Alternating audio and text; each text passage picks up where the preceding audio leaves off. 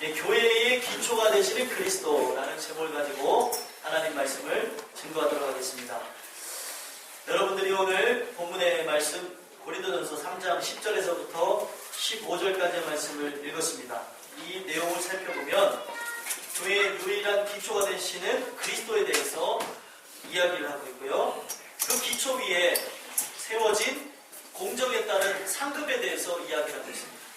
오늘 우리가 오늘 말씀을 접하면서 살펴봐야 되는 건 무엇입니까?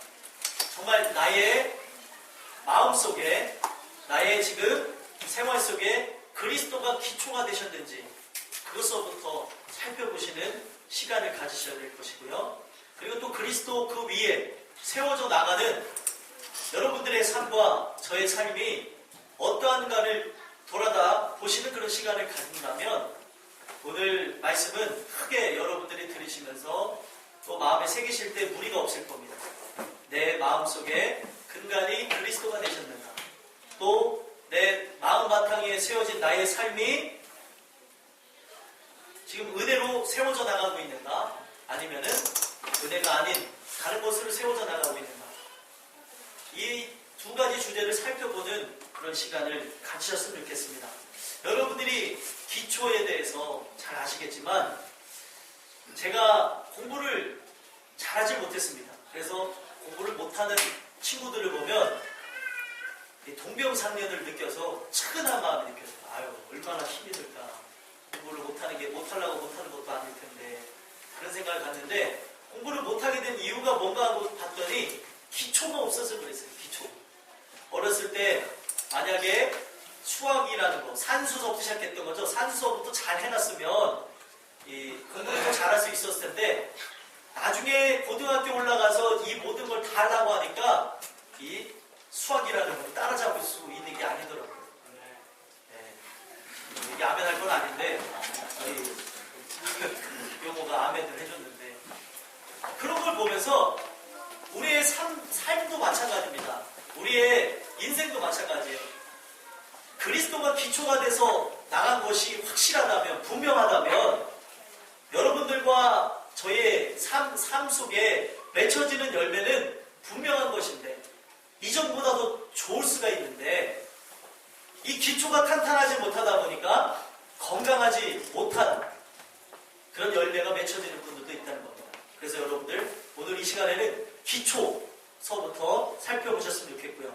기초가 확실하다면 지금 그 기초 위에 세워진 내 삶이 어떠한가를 살펴보는 귀한 시간이 되셔서 여러분들과 제가 오늘 말씀을 통해서 더 은혜로 또 하나님이 주시는 충만함으로 나가는데 부족함 없게 되기를 간절히 소망합니다.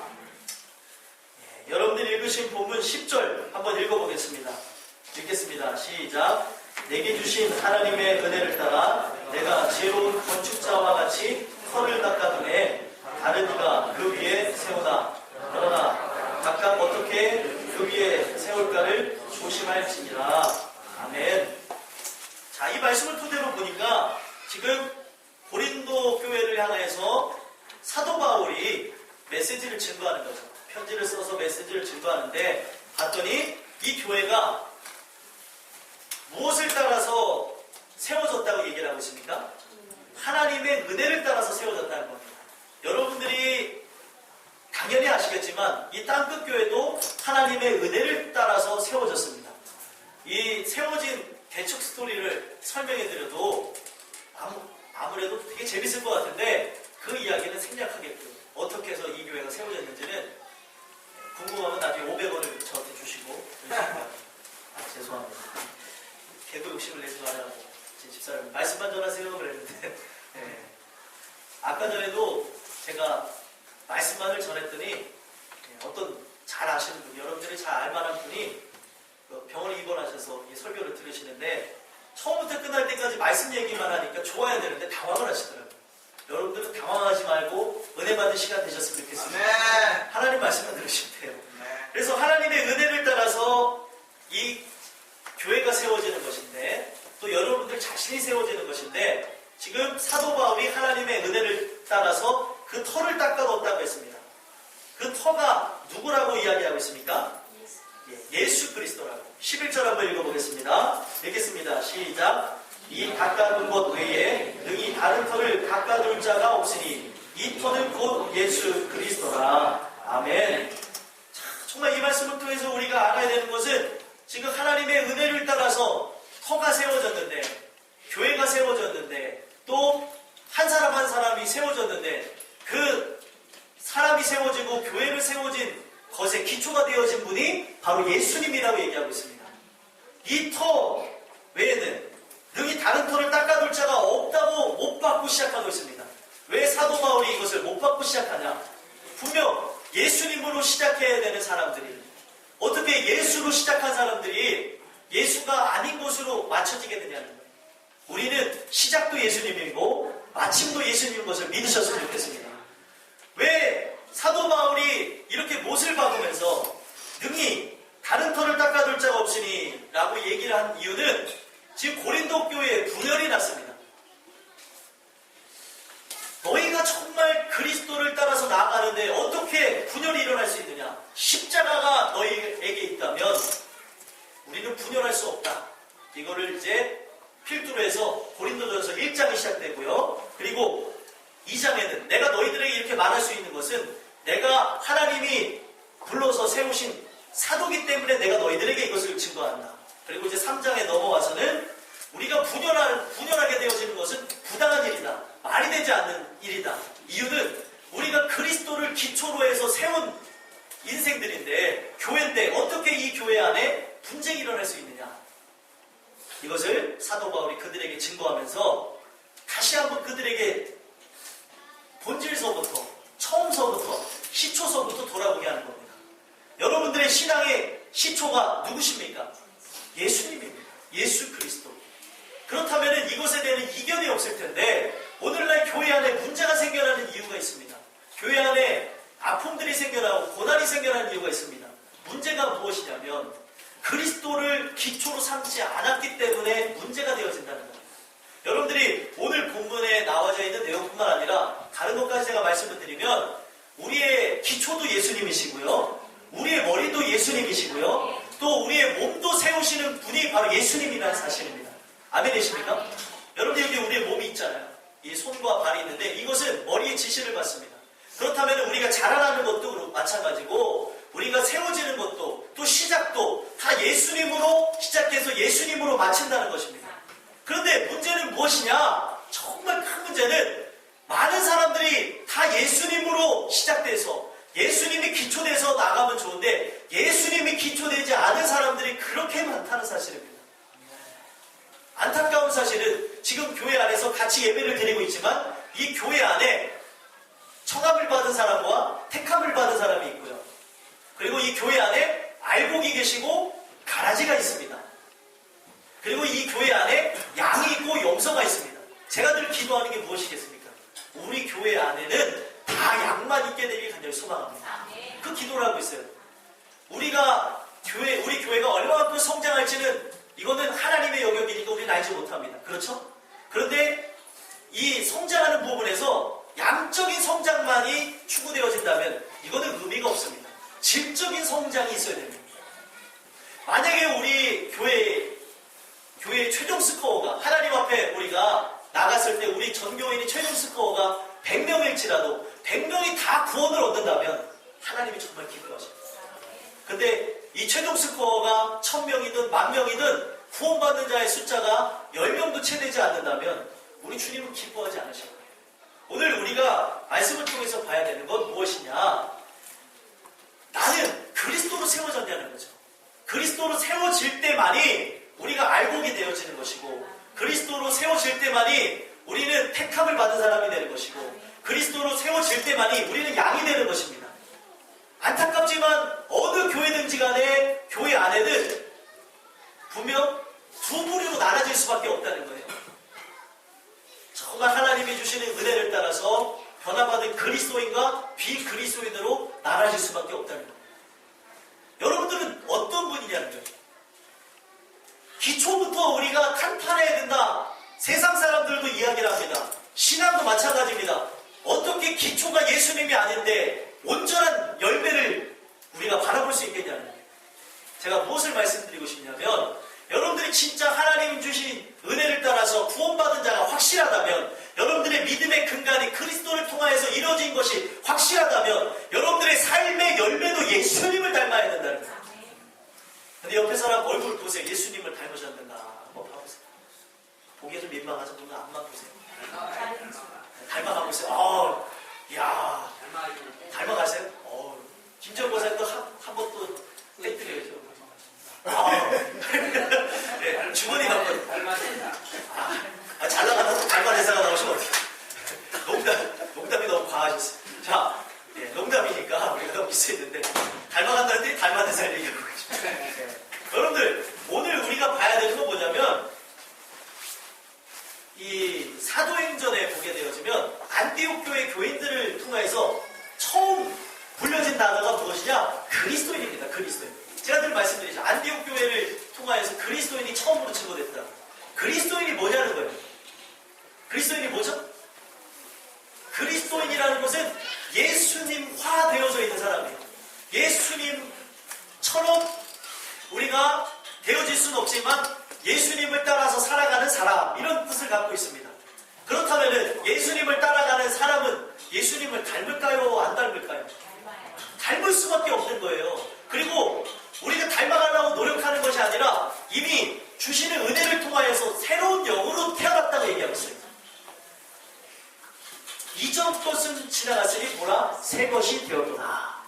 새 것이 되었어요. 그러면은 내 안에 정말 처음에는 미성숙한 신자여서 세상을 닮은 모습이 있을 수도 있습니다. 그러나 이것이 1년이 지나고 2년이 지나고 5년, 10년이 지나서 나타나는 나의 삶의 모습은 안 닮을래 안 닮을 수 없는 주님의 모습이 여러분들의 삶에 구석구석 미쳐져야 된다는 거예요. 정말 놀라운 것은 우리 교회의 아이들을 보면은 어쩜 그렇게 부모님들은 똑 닮았는지 모르겠어요.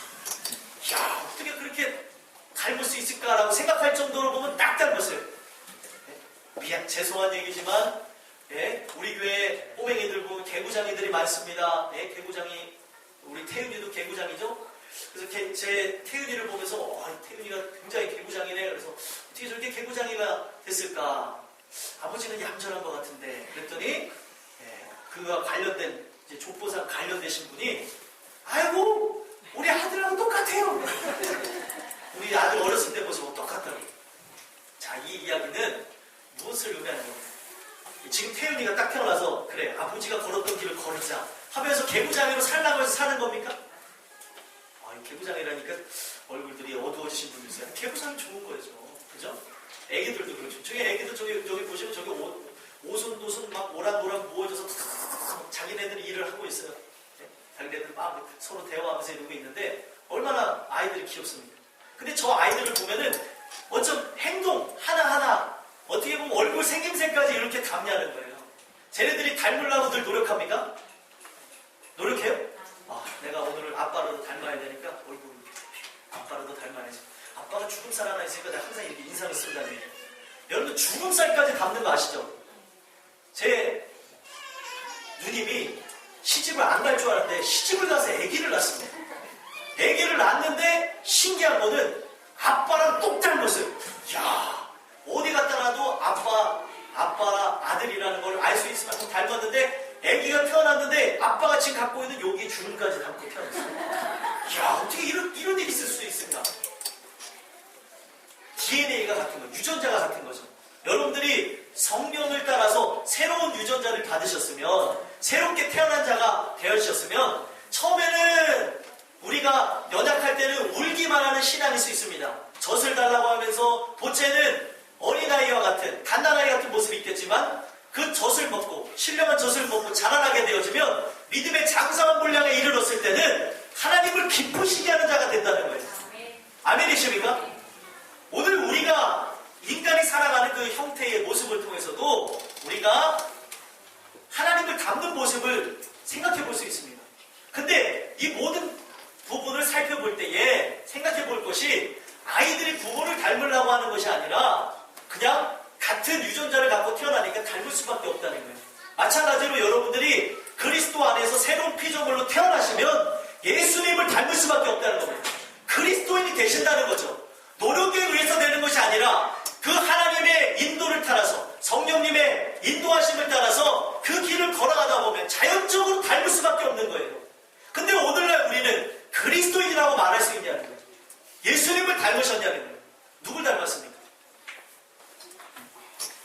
이게 정말 신기한 거는 내가 지금 예수님을 닮고 있는지에 대해서는 남편은 아내에 대해서 물어보면 되고요.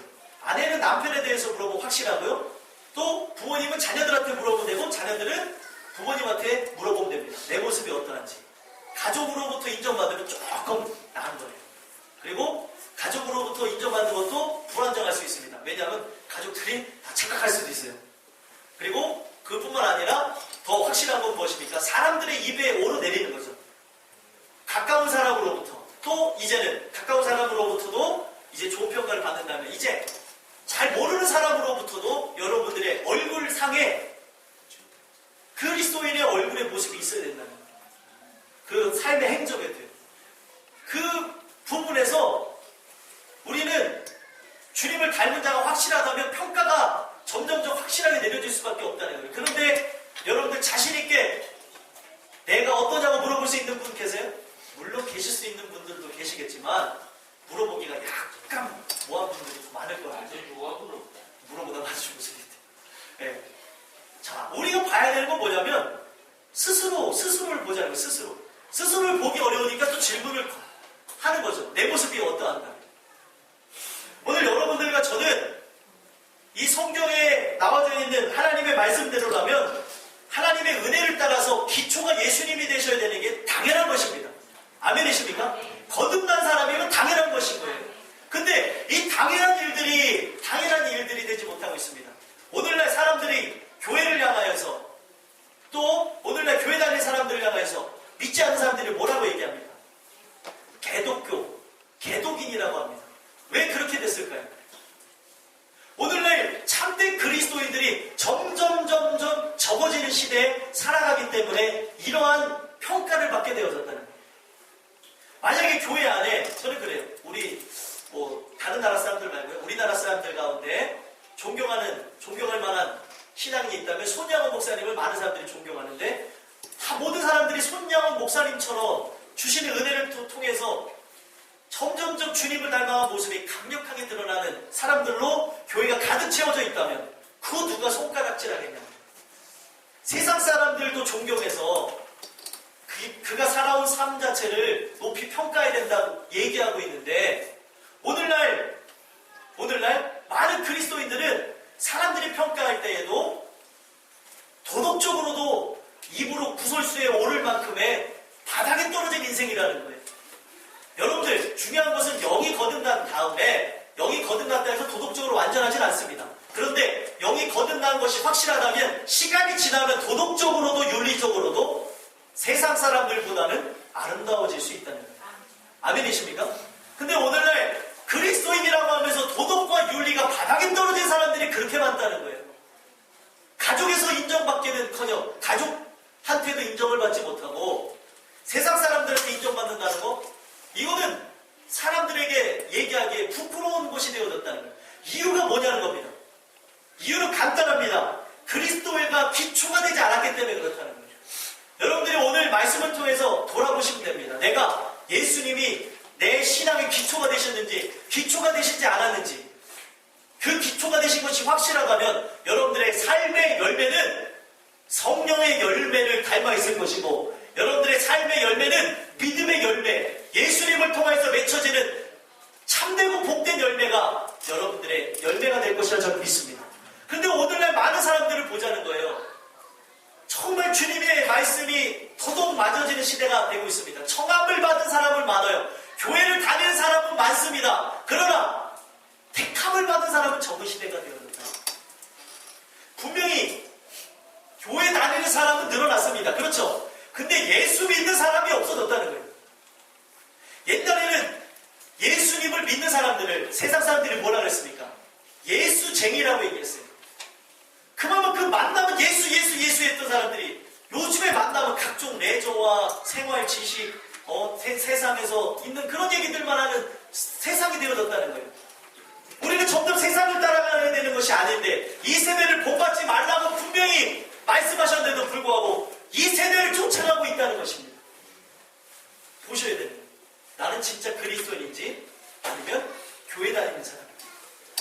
이사야 1장에 보니까 마당만 밟을 뿐이니라. 이 마당만, 교회 이 바닥만 밟고 나가는 사람이 그렇게 생각하는 것입니다. 여러분 스스로 보셔야 돼요. 내가 지금 이 교회만 들락날락거리는 사람인지 아니면 정말 그리스도 예수의 사람인지를 보셔야 된다는 거예요. 기초가 잘못되어지면 결국에 어떻게 됩니까? 무너집니다. 1992년도에 상품백화점이 무너졌죠. 또 뭐가 무너졌습니까? 성수대교가 무너졌어요. 이유가 뭔지 아시죠? 기초가 잘못됐기 때문에 무너집니다. 모든 건물은 몇 킬로까지 아니면 몇 킬로가 아니죠. 아주 수천 킬로까지 아니면 수만 킬로까지 감당할 만한 하중을 다 계산해서 건물을 짓습니다. 근데 부실공사라는 게 뭐입니까? 기초 자재를 조금씩 빼돌리고 약하게 이렇게 건물만 뻔질하게 짓다 보니까 결국에 무너져 버렸다는 거예요. 성경에도 분명히 나오죠. 모래 위에 세운 집은 비가 오고 창수가 나면 다 무너질 거라고 얘기하고 있어요. 그러나 반석 위에 세운 집, 반석이 무엇입니까? 바로 그리스도 터 위에 세워진 집 자체는 비가 와도 창수가 나고 아무리 바람이 세차게 불어도 무너지는 일이 없습니다. 아멘이십니까? 그런데 여러분들이 조그만 것에 흔들거린다. 흔들거릴 수는 있죠. 그러나 내 흔들거림이 내 믿음이 연약해서인지 아니면 이 흔들거림이 믿음이 없어서인지 다 하나하나를 우리는 살펴볼 필요가 있다는 겁니다. 오늘 말씀을 통해서 여러분들이 신앙의 근간이 그리스도 위에 세워진 것이 맞는가 아닌가를 살펴보시는 귀한 시간을 가져야 여러분들의 삶 속에 나중에 하나님을 만나 뵐 때에 참된 열매가 세워질 수 있다는 거예요. 참된 열매에 대한 보상을 받을 수 있다는 것입니다. 오늘 말씀을 통해서 보셨으면 좋겠어요. 내가 예수님으로 세워진 자가 맞는지. 오늘 내가 주님과 함께 동행하면서 내 안에 정말 주님 주시는 은혜를 따라서 나아가는 걸 통해서 나는 살아도 주를 위해서 죽어도 주를 위해서 먹을 때나 마실 때나 무엇을 할 때든지 하나님의 영광을 위해서 한다는 그런 귀한 역사가 여러분들의 삶에 지금 드러나고 있는지를 보셔야 됩니다. 내가 아닙니다. 교회 안에 문제가 생겨나는 건 뭡니까? 지금 고린도 교회에서도 똑같습니다. 다 내가 이 교회를 세웠다고 하고 내가 무엇을 했다고 하고 나는 이 교회 뭐다라고 얘기하니까 문제가 생겨나는 겁니다. 오늘 말씀은 이렇게 얘기하는 거죠. 다 모든 것이 기초가 예수님인데 우리는 절대로 분열을 이룰 수 없다. 바로 그런 얘기를 하는 거예요. 여러분들과 제가 오늘 이 말씀을 통해서 보셔야 되는 것은 이 보여지는 교회도 그렇고 보여지지 않는 교회도 그렇고 저 천상에 우리가 가야 될 저 성전도 마찬가지입니다. 또 우리의 지어진 집도 마찬가지예요. 오늘 주시는 그 은혜를 통하여서 예수님이 여러분들의 삶의 기초가 확실하시다면 여러분들과 저는 아름다운 열매를 맺을 만한 기반이 될 것이라 저는 믿습니다. 그리고 두 번째로 이제 넘어가게 되어지면 예수님의 기초가 된 것이 확실하다면 그 위에 세워져야 될 것이 무엇이냐? 12절서부터 15절까지의 내용을 보면 그 기초 위에 세워져야 될 것들이 있습니다. 기초 위에 세워질 공적에 따른 그 상급, 그거에 대해서 얘기하고 있는데 12절 한번 읽어보겠습니다. 무엇인가 한번 보겠습니다. 읽겠습니다. 시작. 만일 누구든지 금이나 은이나 보석이나 나무나 풀이나 집으로 이 터 위에 세우면 아멘. 자, 지금 몇 가지로 세울 수 있다고 얘기하죠? 6가지입니다. 금과 은과 보석과 나무와 풀과 집입니다. 총 6가지죠. 근데 여러분들이 이 말씀을 통해서 봐야 되는 게 무엇이냐면 자, 나중에 13절에 보면은 그날이 공적을 밝히리니 이는 불로 나타내고 그 불이 각 사람의 공적이 어떠한 것을 시험할 것이라 이렇게 얘기하고 있습니다. 나중에 불시험이 오게 될 것이라고 얘기하고 있어요. 이 불시험이라는 것은 두 가지로 해석될 수 있는데 하나는 심판이고요. 하나는 환난입니다. 이 불시험이 찾아왔을 때 우리가 정말 금과 은과 보석 위에 세워진 자들은 불이 어떻게 보면 세워진 집을 살린다 해도 그것이 그대로 남아 있을 것이나 나무와 풀과 집으로 세워진 집 자체는 홀라당 다 타버릴 것이라고 얘기하고 있습니다. 이걸 통해서 설명하는 게 무엇이냐? 지금 우리가 섬기는 보이는 교회도 설명하고 있고요. 보이지 않는 여러분들의 마음의 성전도 얘기하고 있고요. 여러분들이 천국에 가서 살 집도 얘기하고 있습니다. 오늘 여러분들이 이 말씀을 통해서 봐야 되는 건 딱 두 부류로 정리가 되는 거예요. 불에 타서 없어지지 않을 집과 불에 타서 없어질 집으로 나뉘어지게 된다는 겁니다. 오늘 여러분들이 이 말씀을 통해서 봐야 되는 것은 나는 지금 불에 태워질 집을 짓고 있는가 아니면 불에 태워지지 않는 집을 짓는 것인가를 보셔야 된다는 거예요. 이건 뭡니까? 그리스도가 기초가 돼서 끝나는 것이 아니라 우리는 머리가 대신 그분을 따라서 늘 나아갈 때에 여러분들의 삶 속에 주시는 은혜를 따라서 아름다운 몸으로 성장해 나간다는 것입니다. 여러분 제일 중요한 것은 머리와 몸이 연결되어 있잖아요. 이 머리에서 주는 그 신호를 따라서 몸이 움직이면서 몸이 자연적으로 성장을 합니다. 먹으라면 먹기도 하고 또 달리라고 하면 달리기도 하고 이따가 친구들 여기 학생들은 예배 끝나고 막 열심히 달릴 거잖아요. 그게 머리에서 반응하는 대로 움직이는 거거든요. 이거는 우리가 머리가 되신 분이 예수님이 확실하다면 그분을 따라서 우리가 순종하면서 나가다 보면 자연적으로 몸은 성장하듯이 이 몸이 시간을 따라 성장하듯이 우리 영적인 몸도 성장하게 됩니다. 이게 바로 여러분들을 상징하는 것이고 바로 저를 상징하는 것인데 오늘 말씀을 따라서 보면 두 부류로 나눠진다는 거예요. 여러분들은 어떤 부류가 되시냐는 거예요. 어떤 부류. 금이나 은이나 그리고 보석이나 나무나 풀이나 집이나 이 두 부류로 불에 탈 집과 불에 타지 않을 집으로 나눠지는데 여러분들은 불에 탈 집을 짓고 계시냐 불에 안 탈 집을 짓고 계시냐 이거를 돌아다보자는 거예요. 불에 타지 않을 집 금이나 은이나 보석 같은 집을 짓기 위해서는 어떻게 될까요?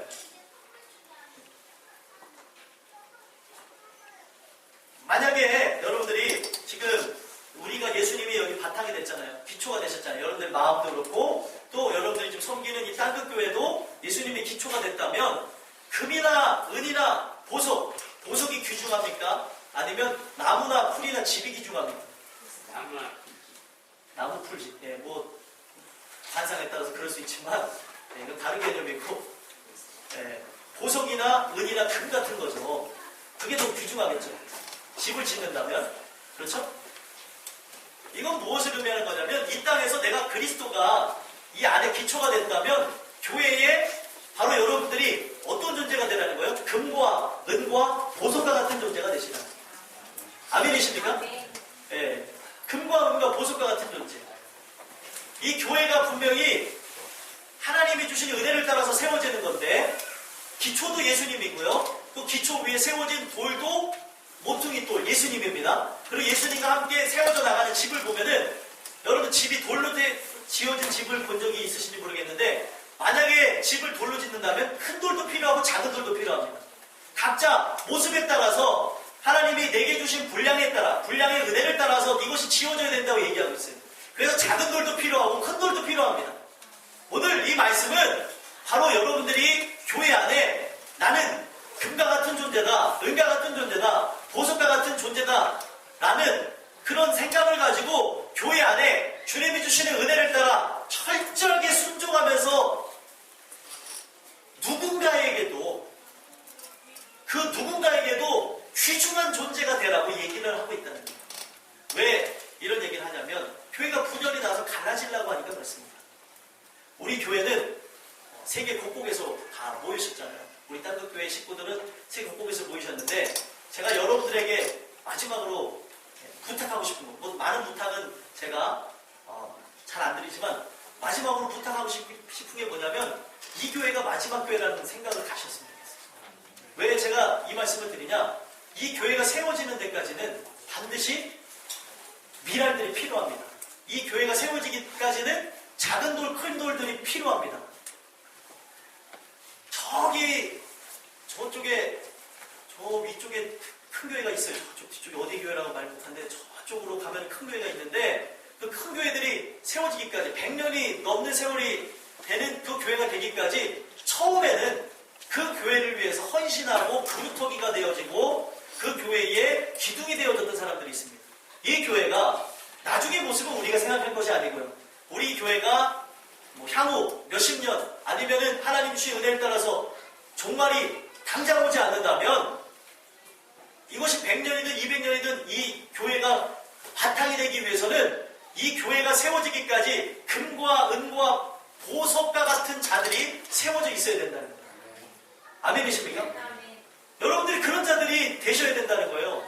제가 확신하는데 여러분들은 이 교회가 마지막 교회가 돼야 될 줄 믿습니다. 네.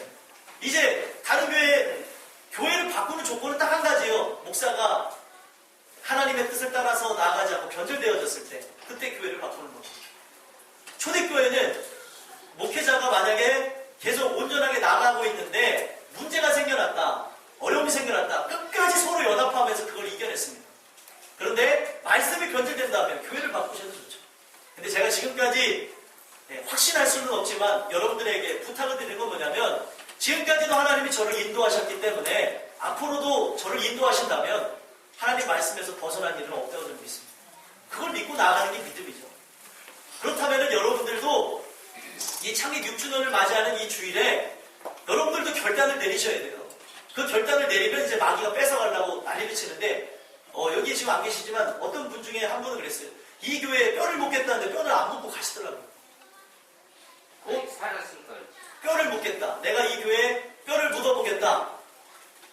걔 중에는 사역자도 있었고, 어떻게 보면 충만했던 어떤 성도님들도 있었어요. 근데 떠나간 이유는 딱 한 가지입니다. 저는 확실해요. 뭐가 확실하냐? 제가 목회하는 동안에 여러분들은 함께 저랑 가야 돼요. 왜 그러냐? 좀 부족하니까. 저는 혼자서 설 수 없습니다. 교회는 분명히 이 주시는 은혜를 통해서 각자 역할이 세워질 때 교회가 되는 것이지, 여러분들 이가 없으면 잇몸으로 하라고 했는데 잇몸으로 드셔보세요. 좋은가? 못 먹는데요. 틀리해보신 분이라 잘 아시겠죠. 이가 없으면 잇몸으로도 할 수 있지만 그만큼 허전합니다. 물론 그것이 구성원이 빠져나가고 하나님이 새로운 일을 주시는 건 당연하지만, 하나님이 필요해서 어떻게 보면은 우리 교회, 저 사람도 우리 교회 필요합니까? 라고 하는 사람도 하나님의 필요가 있어서 보내주신 거예요. 어떤 이에게는 어떤 일을 보면서 우리에게 긍휼한 마음을 주시고자, 어떤 일을 보면서 우리에게 더 사랑하는 마음을 주시고자 보내주신 일도 있고, 어떤 일은 일하라고 보내주신 일도 있고, 또 어떤 일, 큰 일, 작은 일, 어떻게 보면 보이지 않는 일, 보이는 일, 이 모든 걸 감당하라고 보여주신 것이지, 여기서 여러분들 생각해 보십시오. 나는 괜찮겠지 하고 빠져버리기 시작한다면 이 교회는 무너질 수밖에 없습니다. 이것이 사단의 전략입니다. 오늘날 이 교회가 갖는 모습이 무엇이냐? 예전에는 한 교회만을 섬겼습니다. 한 교회만. 근데 오늘날은 무엇이에요? 교회 문제가 생기면 교회가 여기만 있어? 다른 데도 있지 하면서 떠나간다는 거예요. 여러분들이 느끼셔야 되는 건 뭐냐면, 우리가 그리스도와 우리가 연합이 되어지는 것처럼 교회와 여러분들의 육신의 몸이 연합되어진다는 걸 기억하셔야 됩니다. 이것이 기억되지 않고 그냥 나가시게 된다면, 여러분들 분명 하나님의 말씀은 이 교회를 세우는 데에 분명히 의의가 있습니다. 교회를 통하여서 하나님이 하시고자 하는 건 뭐냐면, 세상이라는 공동체와 교회라는 공동체를 분리하시는 거죠. 교회라는 공동체가 힘을 얻고 이 세상을 어떻게 보면 조금이나마 우리가 그 세대를 따라가지 않고 우리가 믿음으로 나가기 위해서는 이 교회라는 공동체가 힘을 가져야 된다는 거죠. 어떤 힘이요? 세상의 힘이 아니라 하나님이 주시는 은혜에 따른 그런 각자의 그 소명에 따라 사명을 감당하는 일들이 필요하다는 겁니다. 근데 시대가 점점점 악해지면 악해질수록 어떤 일이 일어나냐? 내 교회라는 의식이 없어져요. 이거 정말 문제입니다. 내 교회라는 의식이 없어지니까, 소속감이라는 게 없어지니까 결국에 교회가 문제가 딱 터지면 와르르 무너지는 겁니다. 소속감이 없어서 그래요. 저는 지금까지 우리가 살아온 인생 나날 동안 많은 것을 경험하고 여러분들이 많은 걸 체험하고 오셨을 텐데, 이제는 우리가 이 교회에 소속감을 가지고 이 마지막 시대에 주님의 일을 위해서 전진해 나가는 여러분들과 제가 됐으면 좋겠습니다. 청라에 수많은 교회들이 돌아가야 돼요. 그 인원을 추산해봤을 때 500명에서 1000명 이상이 넘어갈 것이다. 적게는 500명, 많게는 1000명 이상이 막 돌아다닌대요. 주일마다. 이유가 뭔지 아십니까? 내 교회가 없으니까 돌아다니는 거고요. 이사와서 그 교회를 정착하기 위해서 돌아다니는 건 좋습니다. 근데 문제는 뭐냐면, 그런 사람들이 아닌 이제는 조용히 신앙생활 하겠다는 사람들이 많습니다. 분명 주님은 혼자서 이 세상을 감당하지 못한다고 얘기하고 있어요. 교회라는 공동체와 함께 해야 될 일이 있음을 분명히 얘기해주고 있습니다. 내 스스로가 신앙을 지키는 것도 중요합니다. 중요하지만 마지막 시대에 불시험이 올 때에 우리가 같이 감당해야 될 게 뭡니까? 같은 고난과 역경을 우리가 이 교회 안에서 함께 이겨나가야 된다는 것이에요. 어떻게 보면 불시험과 같은 것이 일제치하 시대에 있었다면은 어떤 교회가 정말 신앙을 가지고 나가는데 예수님을 믿는다는 것 자체만으로 교회 자체가 불타서 없어지기도 하고 또 여러 가지 분단의 아픔이 생겨나는 그때쯤에도 예수님을 믿는다고 해서 죽은 사람들이 그렇게 많냐는 거예요. 근데 그들이 함께 신앙을 지키면서 죽을 수 있었던 게 무엇이냐? 바로 교회라는 가족, 교회라고 하는 공동체, 교회라고 하는 그 사회가 함께 있었기 때문에 이것이 가능했다는 겁니다. 신앙도 있지만 그 신앙이 교회와 같이 가야 되는 것이 분명했다는 겁니다. 근데 오늘날은 점점점 달라지고 있습니다. 여러분들과 저는 오늘 이 말씀을 통해서 우두커니 교회의 금과 같은, 은과 같은, 그리고 보석과 같은 존재로 여러분들이 하나님의 말씀에 순종하며 충성하시다 보면 여러분들 이걸 충성할 때 금과 은과 보석과 같은 존재가 되는 것이지 충성하지 않는데 어떻게 금과 은과 보석과 같은 존재가 되겠습니까? 여러분들이 지금 각자 갖고 있는 달란트도 틀리고 여러분들이 갖고 있는 은사도 다 다르지만 하나님이 주신 은혜를 따라서 충성하면서 나간다면 바로 여러분들이 이 땅끝교회를 세우고 그리고 여러분들 마음의 전을 세우고 하늘에 여러분들의 살집을 세우는 아름다운 일꾼들이 될 것이라 저는 믿습니다. 이 땅에서의 교회도 잘 섬기지 못하고 내 마음에 전도 세우지 못하는 사람이 어떻게 천국에 한 평 살기를 한 평이라도 분양받기를 원하겠습니까? 말이 되지 않는 거죠. 이 사도 바울은 그것을 꼬집은 거예요. 문제가 있다고 해서 떠나가라는 것이 아니라 같이 연합하라는 겁니다. 목회자가 변질되어진 것이 아니라면 같이 연합해서 고난이 찾아오고 환난이 찾아오고 역경이 찾아오고 문제가 찾아와도 같이 똘똘 뭉쳐서 돌파하는 거예요. 아멘이십니까? 어떻게 보면은 우리가 편언지간보다 예수 피로 맺어진 지간이 더 가깝다고 얘기할 정도가 되셔야죠. 예전에 성경에 나와져 있는 이 교회들의 모습을 보면 이 교회는 하나의 가족이었습니다. 그래서 그 가족으로 인정받기도 그렇게 어려웠는데 이제는 열린 분으로서 다 어느 누구든지 가족이 되기를 바라면서 문을 열어놔도 우리가 어떤 마음을 가져요? 나는 가족이라는 생각을 갖지 않고 나는 언젠가 주님이 명하시고 떠나겠다는 생각을 갖는 사람들도 계시다는 거예요. 제가 확실하다니까요.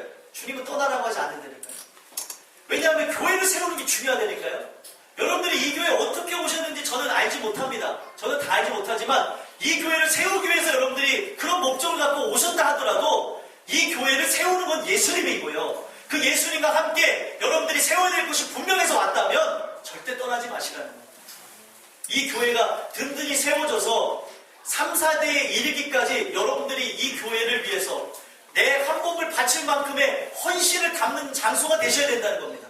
이것이 과거의 구약시대는 당연하게 있었던 것이고요.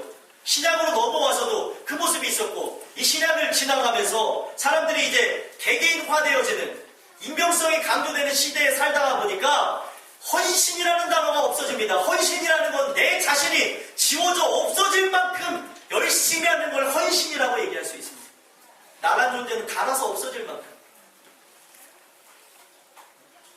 제가 왜 오늘따라 이렇게 부담스러운 말씀을 드리는지 저는 알지 못하지만 이 교회 창립주일 6주년을 맞이하면서 앞으로도 6년을 더 가고 60년을 더 가기 위해선 여러분들이 구루터기가 되셔야 된다. 여러분들이 정말 이 신앙 안에서 한 교회 안에서 딱 세워질 때에 여러분들 옛날에 정말 구약시대의 모습을 보면 거의 3대, 4대가 움직이는 모습이 있었습니다. 할아버지, 그리고 그의 아들, 또 그의 손주, 그 손주의 또 자녀까지 해서 3대 아니면 4대가 그 신앙에 따라 쭉 움직였습니다. 근데 오늘날 교회가 어떻게 되어져 가고 있어요? 아들 따로, 딸 따로, 그리고 아버지 따로, 어머니 따로 다니는 교회가 되어졌어요. 형편에 따라서 다니는 게 아닙니다. 같이 돌파하는 거예요. 제가 잘 아는 목사님이 자기네는 지금 아동부가 없어서 자기가 이제 목사인데도 불구하고 그 아이가 아동부의 혜택을 받았으면 좋겠다 해서 다른 교회를 보낸다는 얘기를 들었어요. 어떤 부분에서 맞지만 어떤 부분에 틀립니다. 왜냐하면 교회는 무엇이냐? 가족입니다. 없으면 없는 대로, 있으면 있는 대로 같이 돌파하는 거예요. 반찬이 만약에 오늘 라면이 나왔으면 라면을 먹는 것이고요. 라면 안 나왔으니 걱정하지 마세요. 라면이라고 애들이 라면인가? 반찬을 기대하고 오는 애들도 있을 텐데. 네? 교회가 한 가족이면요, 뭘 먹든지 간에 감사하는 거죠. 옛날에 갑자기 생각이 드는 게 어느 날인가 제가 기억이 나는 게 있어요. 어렸을 때 아버지 어머니가 간장을 넣고 식사를 하셨어요. 제가 그랬어요. 집이 그렇게 가난한 건 아닌데 아마 바쁜 일이 있어서 준비를 못 하셨다고. 그래서 죽과 함께 간장이 나왔는데 제가 어머니한테 그랬어요. 아니 오늘은 왜 죽과 간장밖에 없냐 그랬더니 우리 아버지가 하는 말이 주는 대로 먹어 이 새끼야. 아우 그래. 아유 왜 저기 그래도 저기 뭐 이랬더니 까불고 있다고. 네, 맞아요. 까불고 있다고 그랬어. 까불고 있다고. 어렸을 때 같이 계셔서 잘 아시나 봐요. 네, 까불고 있다고. 왜 주는 대로 먹으라고. 아버지는 말이야 옛날에 그러면서 또 얘기를 하시는데 보릿고개를 넘어왔고 옛날에는 이 죽도 며칠에 한 번씩 먹었다고. 아니 저는 왜 갑자기 오늘따라 반찬이 없냐고 물어봤다가 아주 엄청나게 혼났던 적이 있어요. 그러면서 아버지가 마지막에 한 말이 가족은 뭘 먹어도 불평하지 않고 먹는 게 가족이다. 어렸을 때 들은 말인데 기억이 나요 지금. 그래서 그때부터는 먹든지 그냥 먹는 거예요.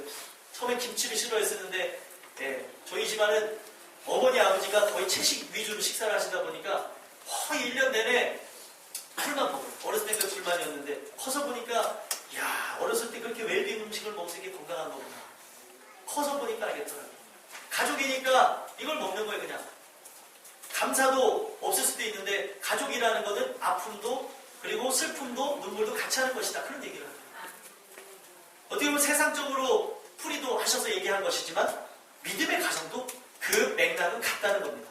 아멘이십니까? 어려운 일이 있으면 같이 돌파해야죠. 그러니까 우리 교인들이 누가 아프거나 문제가 있거나 여러분이 중보하는 이유가 뭡니까? 가족이기 때문에 기도하는 겁니다. 중보 기도를 하는 이유는 가족이 됐다는 의미가 있는 것이에요.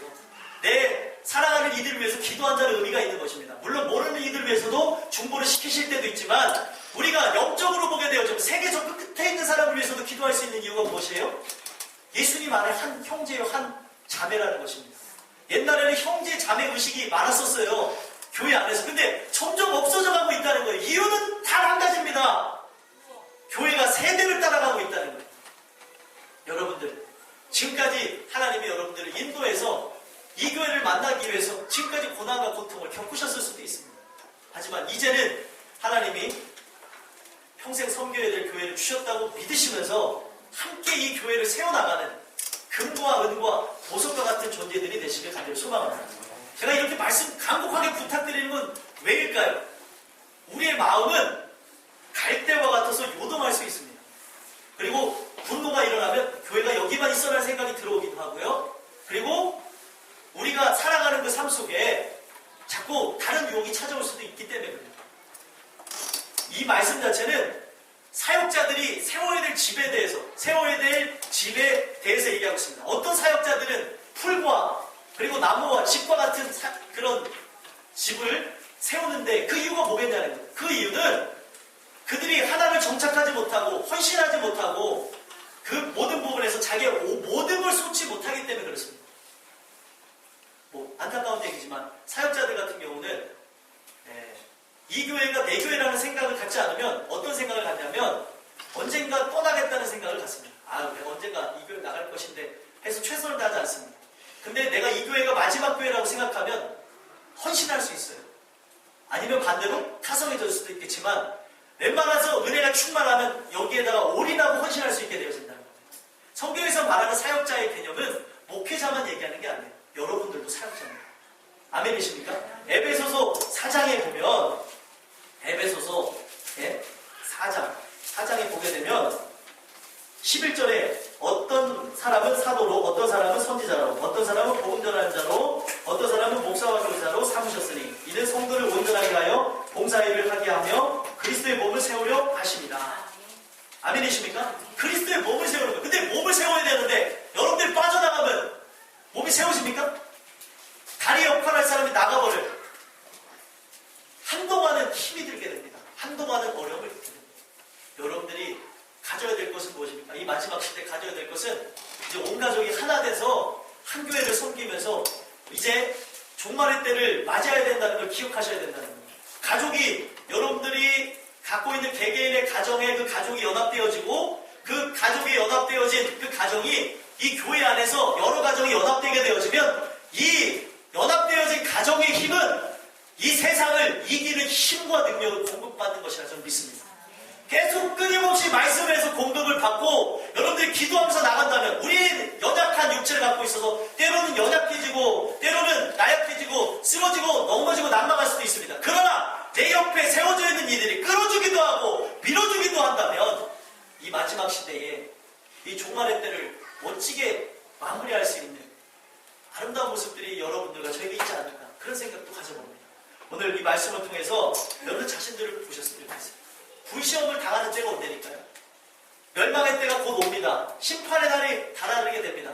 말할 수 없는 고난과 역경이 찾아올 때에 여러분들 어떻게 하시겠냐는 그날에 불이 살르게 되어지면 불로 살렸을 때 금과 은과 보석은 남게 되어지지만 나머지 나무와 풀과 집은 다 사라지게 됩니다. 그리고 나서 말씀의 결론은 무엇입니까? 만일 14절 보니까 누구든지 그 위에 세운 공중이 그대로 있으면 상을 받게 될 것이라니. 상을 받을 만한 것을 하시길 바랍니다. 뿌리를 박으시고요. 기둥을 세우시고요. 내가 부르터기가 되겠습니다 하셔야 돼요. 그랬을 때 여러분들 저 천성에서도 상급이 있다는 것이에요. 이건 제 얘기가 아니고 하나님의 말씀입니다. 이제는 결단을 내리시고 내가 그리스도를 위해서 죽겠습니다. 그리스도를 위해서 이 세우신 교회를 위해서 내가 헌신하게 되겠습니다. 내 몸이 지워져 없어져 버리는 한이 있더라도 제가 이렇게 나가겠습니다. 그렇게 기도하며 나가는 여러분들이 되셨으면 좋겠습니다.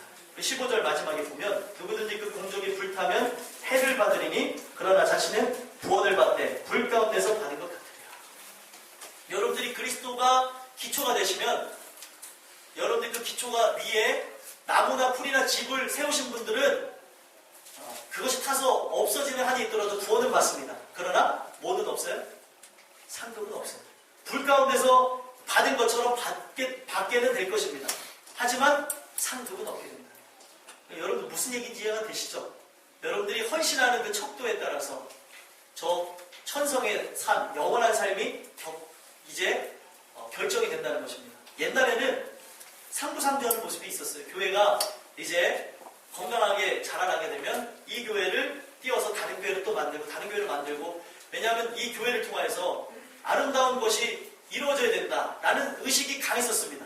그래서 김구 선생님이 이런 얘기를 했죠. 무슨 얘기를 했습니까? 10개의 경찰서가 생기는 것보다 1개의 교회가 생기는 게 낫다. 이런 얘기를 했습니다. 그런 생각이 옛날에는 강했었는데 이제는 개교회만을 성장시키겠다는 욕심이 가득 차가지고 이런 모습으로 나간다. 여러분들 만약에 다른 교회로 가고 싶다면 이 교회에서 파송한 교회로 가시길 바랍니다. 이 교회가 나중에 성장하면 파송도 하게 되겠죠. 언제가 될지는 모르겠습니다.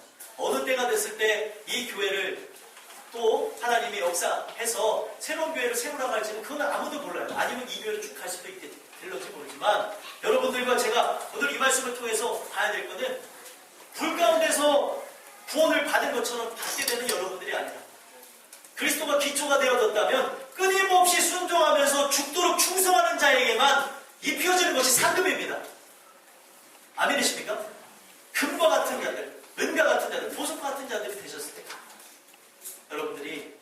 여러분들의 이 교회를 섬기는 부분에서도 교회에서도 금, 보석과 같은 자들이 되시고 또 세상에서도 금은 보석과 같은 자들이 되시고 또 여러분들의 마음의 자체도 성령의 충만함을 따라서 믿음 위에 기초가 되시는 여러분들이 되셔서 저 천성을 올라갔을 때도 이 땅에서 살아간 모습 그대로 금과 같이 살았던 여러분들, 은과 같이 살았던 또 보석과 같은 삶을 살았던 여러분들의 삶 그대로 여러분들의 집이 금과 보석과 같은 아름다운 집이 될 수 있게 되기를 주 예수 그리스도의 소망합니다. 기도하겠습니다. 하나님 감사합니다. 교회의 기초가